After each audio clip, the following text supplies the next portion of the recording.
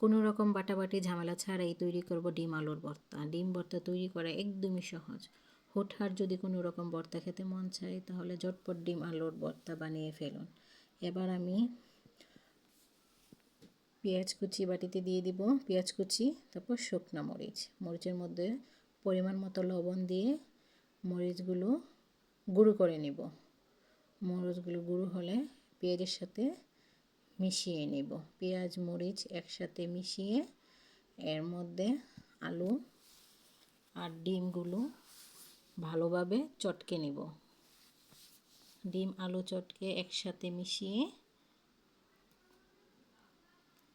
একসাথে মিক্স করে নেব ডিম আলু।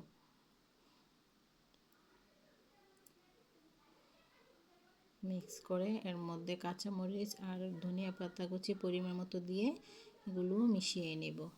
মিশিয়ে হয়ে গেলে এর মধ্যে পরিমাণ মতো সরিষার তেল দিয়ে দিব।